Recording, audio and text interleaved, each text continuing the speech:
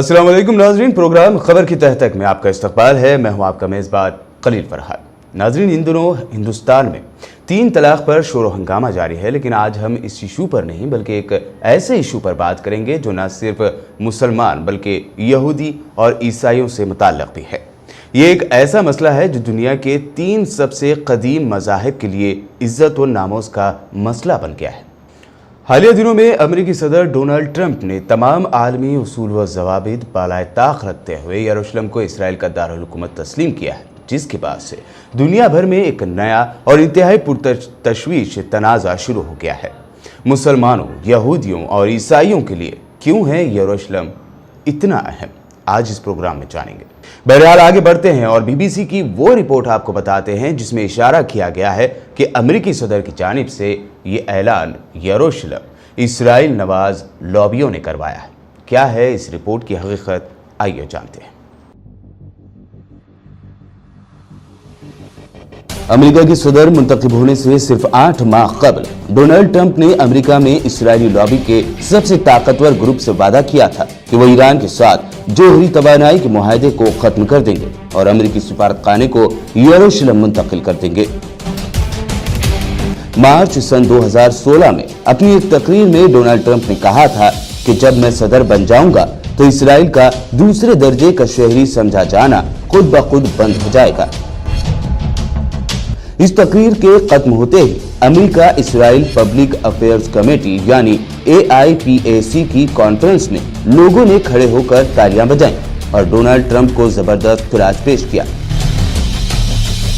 अब Donald Trump हुकूमत में है और वो चाहते हैं कि दिखा और बता दें कि उन्होंने अपना वादा पूरा किया है। और अब डोनाल्ड ट्रंप ने ये ऐलान भी कर दिया है कि अमेरिका सरकारी तौर पर यरूशलेम को इसराइल का दारुल हुकूमत समझता है और तिल अवीव से अपना सफारतखाना वहां मुंतकिल कर देगा।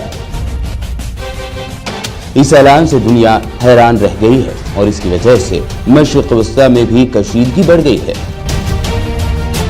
ये फैसला दरअसल अमेरिकी ख़ारजा पॉलिसी से एक इन्हिराफ है, एक ऐसी पॉलिसी से इन्हिराफ जिस पर गुज़िश्ता 50 वर्षों तक अमेरिका ने अमल किया है। इससे कुछ लोगों के इस ख्याल को और भी तक़वियत मिलती है कि इसराइल के हिमायती AIPAC जैसे ग्रुप दुनिया की सबसे बड़ी ताकत अमेरिका पर कितना गहरा असर रखते हैं। स्टीफन वॉल्ट हार्वर्ड यूनिवर्सिटी में आलमी उमूर के प्रोफेसर हैं और इसराइली लॉबी और सियासत जैसी मुतनाज़ किताब के शरीक मुसन्निफ हैं। बीबीसी से बात करते हुए उनका कहना था कि ये इस बात की अलामत है कि न सिर्फ अमेरिका बल्कि अमेरिका से बाहर भी इस तरह के ग्रुपों का मशरिक़ वस्ता के लिए अमेरिकी पॉलिसियों पर एक ना खत्म होने वाला असर है। जो ग्रुप अमेरिका में यहूदी या सिहोनी मफादात का तहफ़्फ़ुज़ करते हैं वो नए नहीं हैं। माहिरीन कहते हैं कि उनका वजूद 19वीं सदी से है, लेकिन अमेरिका ने इसराइल के साथ करीबी ताल्लुकात उस वक्त कायम किए जब इसराइली रियासत वजूद में आई। अमेरिका तब से आज तक इसराइल का अहम हिमायती है। इसराइल के साथ अमेरिका का होने वाला मुआहदा इसराइल और अमेरिका के दरमियान 2 तरफा इत्तेहाद की एक अलामत था, कतई नजर इससे कि हुकूमत का सरबराह कौन है। और ऐसे 2 तरफा ताल्लुक के पीछे दर्जनों निजी तंजीमें काम कर रही होती हैं, जिनमें से अक्सर ये काम खामोशी से करती हैं। अमेरिका में इसराइल नवाज लॉबी का एक अहम सुतून क्रिश्चियंस यूनाइटेड फॉर इसराइल है, जो खुद को सबसे बड़ा ऐसा ग्रुप करार देता है और कहता है कि उसके अराकीन की तादाद 3.8 बिलियन है। इस ग्रुप के बानी पादरी जैन हैगी है, जिन्होंने इंकशाफ किया है कि उन्होंने सदर डोनाल्ड ट्रंप और नायब सदर माइक पेंस के साथ व्हाइट हाउस में मुलाकातें की और दोनों पर जोर दिया कि अमेरिका अपना सफारतखाना यरूशलेम मुंतकिल कर दे। इस ग्रुप के लोग जो मसीही इंजीली फिक़्ह से ताल्लुक़ रखते हैं और इसराइल के हिमायती हैं, ये मजहबी अकीदा रखते हैं कि हजरत ईसा के दूसरी बार जमीन पर नुज़ूल के लिए यहूदियों की वापसी इंतहाई अहम है। कुछ दीगर माहिरीन इस बात की जानिब इशारा करते हैं कि जब वाशिंगटन में पॉलिसियां मुरतब करने की बात आती है तो इंतखाबात से कबल इसराइल नवाज ग्रुपों और मुंतजिमों की बात खास तौर पर वज़नी हो जाती है। یروشلم پوری دنیا میں ایک ایسا شہر ہے جس سے 3 بڑے مذاہب کے ماننے والوں کی عقیدت جڑی ہوئی ہے۔ آخر یروشلم دنیا کا اتنا متنازع شہر کیوں ہے؟ آپ کے ذہن میں بھی اگر یہ سوال ہے تو آئیے اس کا جواب دینے کی ہم کوشش کرتے ہیں۔ اللہ اکبر، اللہ اکبر، اللہ اکبر،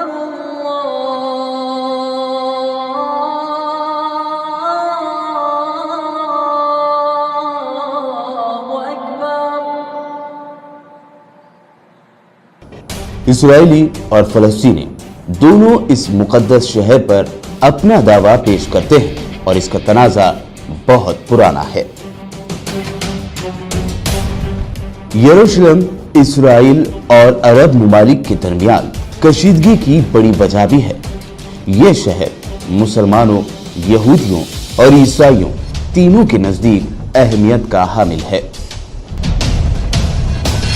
پیغمبر حضرت ابراہیم علیہ السلام سے اپنا سلسلہ جوڑنے والے تینوں مذاہب یروشلم کو مقدس مقام کہتے ہیں۔ یہی وجہ ہے کہ صدیوں سے اس شہر کا نام مسلمان، یہودیوں اور مسیحیوں کے دلوں میں آباد ہے۔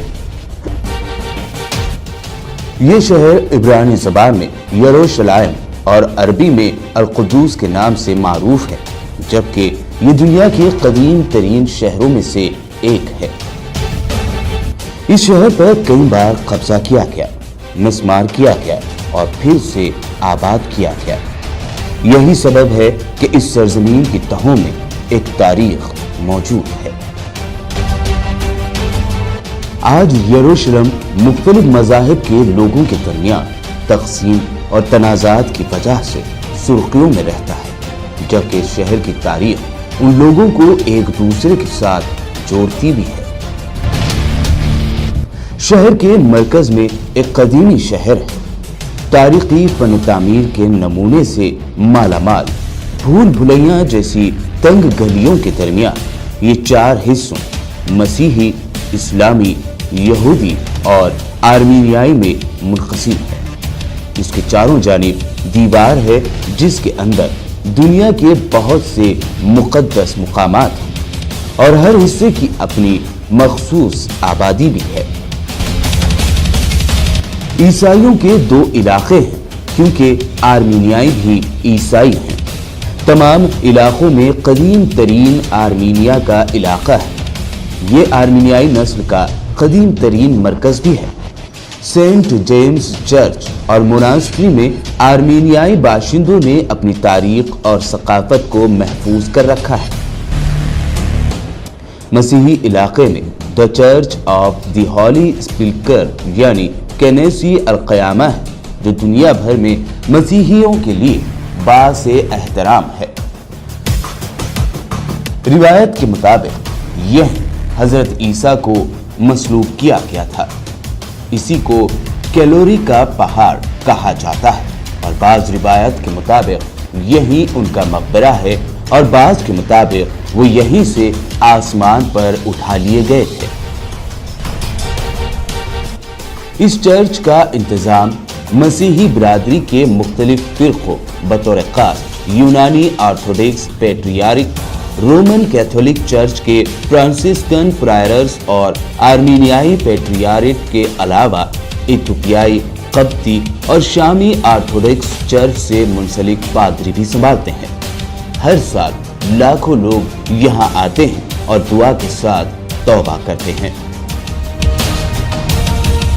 مسلمانوں کا علاقہ چاروں علاقوں میں سب سے زیادہ ہے اور یہی ڈوم آف دی راک یعنی گنبد الصقرا اور مسجد الاقصی واقع ہے۔ یہ ایک سطح مرتفع پر واقع ہے جسے مسلمان حرم شریف یا بیت المقدس کہتے ہیں۔ مسجد الاقصی اسلام کا تیسرا سب سے مقدس مقام ہے اور ایک اسلامی ٹرسٹ یعنی وقف کے ذمے اس کا انتظام و انصرام ہے۔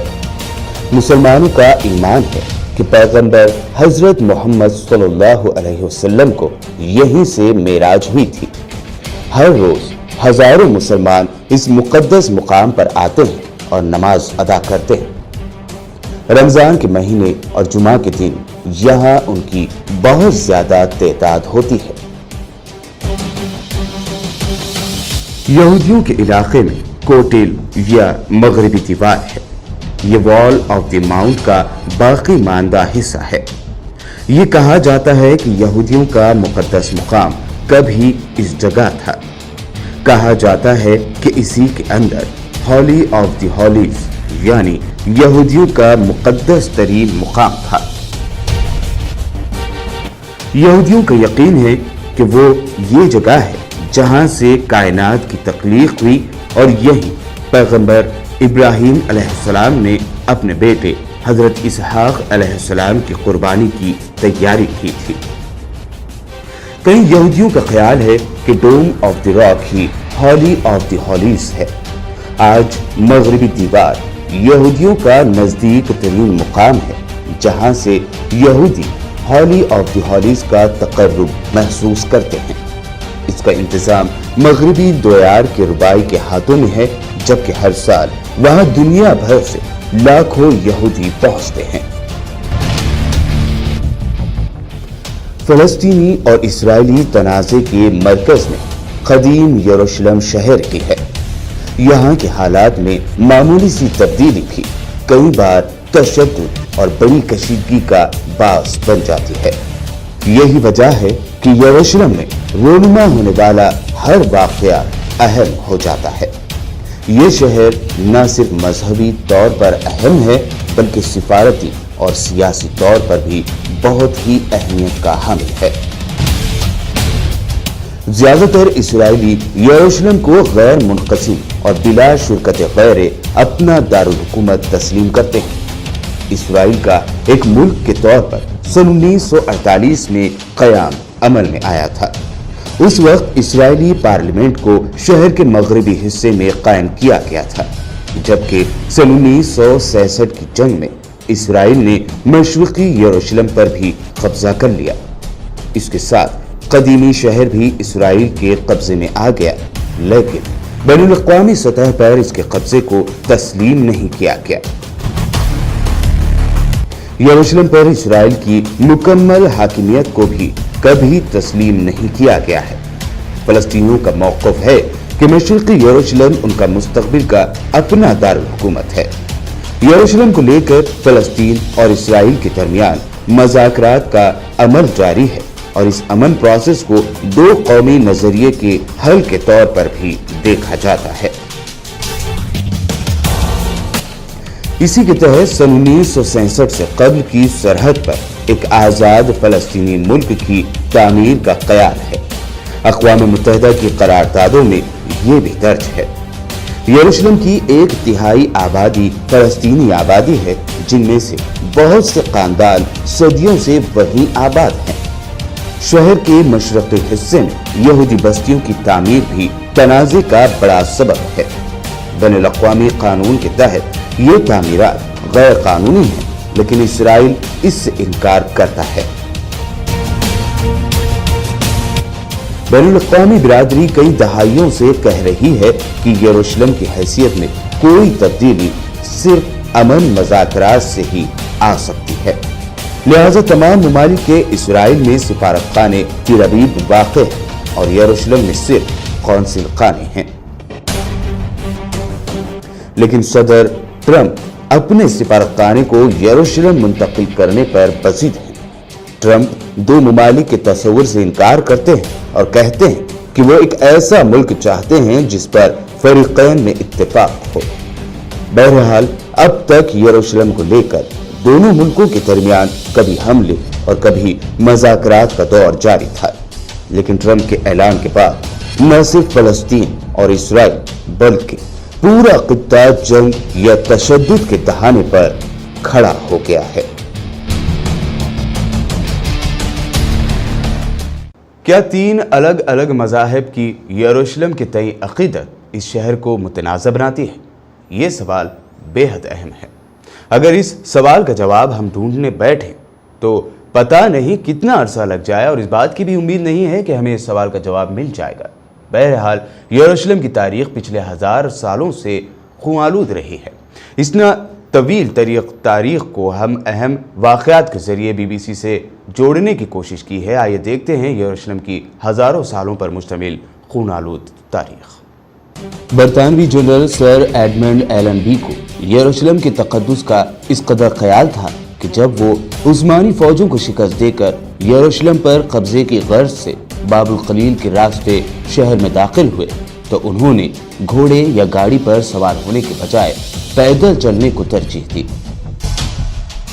یہ واقعہ 100 سال پہلے 11 دسمبر 1917 کو پیش آیا تھا۔ برطانوی وزیر اعظم ڈیوڈ لوئڈ جارج نے اس موقع پر لکھا کہ دنیا کے مشہور ترین شہر پر قبضے کے بعد مسیحی دنیا نے مقدس مقامات کو دوبارہ حاصل کر لیا ہے۔ تمام مغربی دنیا کے اخباروں نے اس فتح کا جشن منایا۔ امریکی اخبار نیو یارک ہیرالڈ نے سرخی بنائی تھی کہ برطانیہ نے 673 برس کے اقتدار کے بعد یروشلم کو آزاد کروا لیا ہے۔ مسیحی دنیا میں زبردست خوشی کی لہر دوڑ گئی ہے۔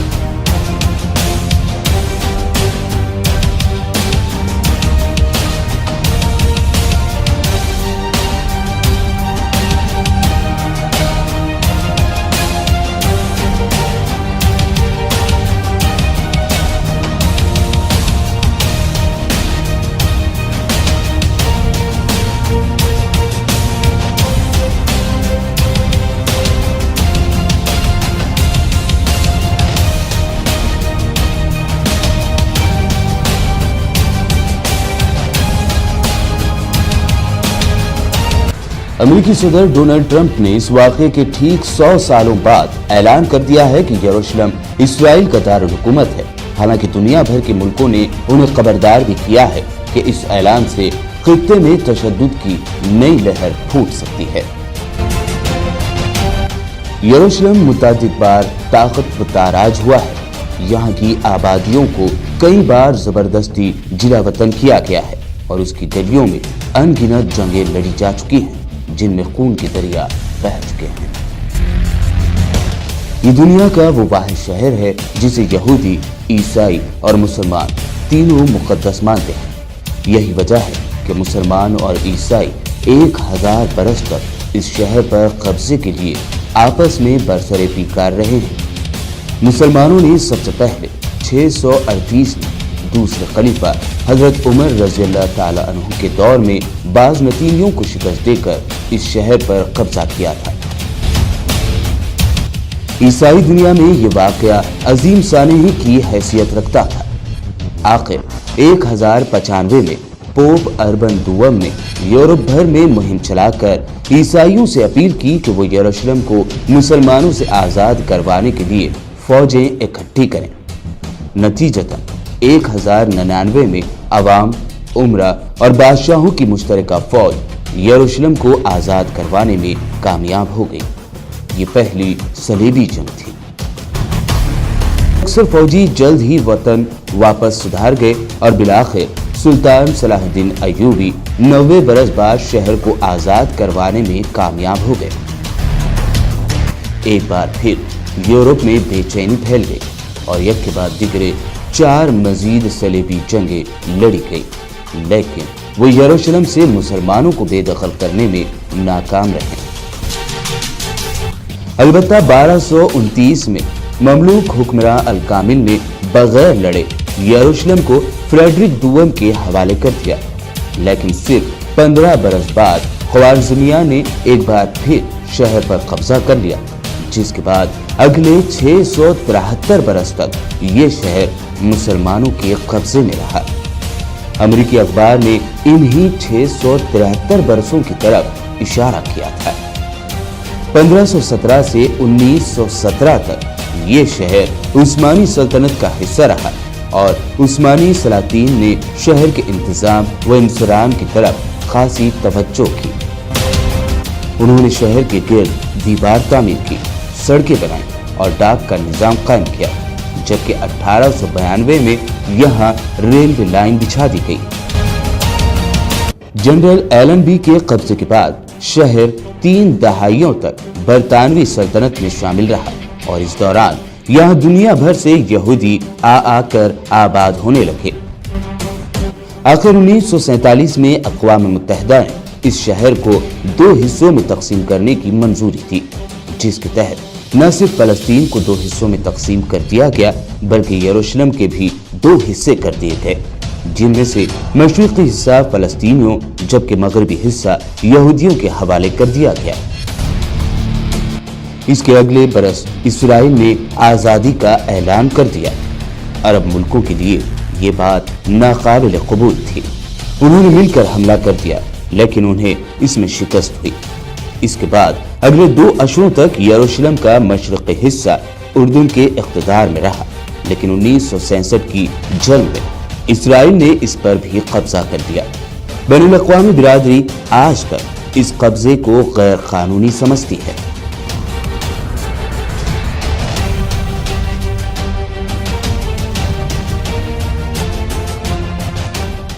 यरूशलेम दुनिया का सबसे मुक़द्दस शहर भी और सबसे मुतनाज़ शहर भी। एक इस्राएली शायर यहूद एमेहाई ने लिखा था कि यरूशलेम अब्दियत के साहिल पर वाक़े साहिली शहर है। ये अलग बात है कि ये समंदर अक्सर व बेशतर मुतलातम ही रहा है। इसका अंदाज़ा यरूशलेम की इस मुख्तसर टाइमलाइन से लगाया जा सकता है। 5000 क़ब्ल मसीह। माहिरीन आसार क़दीमा के मुताबिक 7000 साल कबल भी यरूशलेम में इंसानी आबादी मौजूद थी। इस तरह ये दुनिया के कदीम तरीन शहरों में से एक है। 1000 कबल मसीह पैगंबर हजरत दाऊद अलैहिस्सलाम ने शहर फतह करके इसे अपनी सल्तनत का दारुल हुकूमत बना लिया। 960 कबल मसीह हजरत दाऊद अलैहिस्सलाम के बेटे पैगंबर हजरत सुलेमान अलैहिस्सलाम ने यरूशलेम में मोहब्बत तामीर करवाया, जिसे हैकल सुलेमानी कहा जाता है। 589 कबल मसीह बखत नसर ने शहर को ताराज करके यहूदियों को मुल्क बदर कर दिया। 539 कबल मसीह हकामुंशी हुक्मरान साइरस आजम ने यरूशलेम पर कब्जा करके यहूदियों को वापस आने की इजाजत दे दी। 30 ईस्वी रोमी सिपाहियों ने यसू मसीह को मसलूब किया। 638 ईस्वी मुसलमानों ने शहर पर कब्जा कर लिया।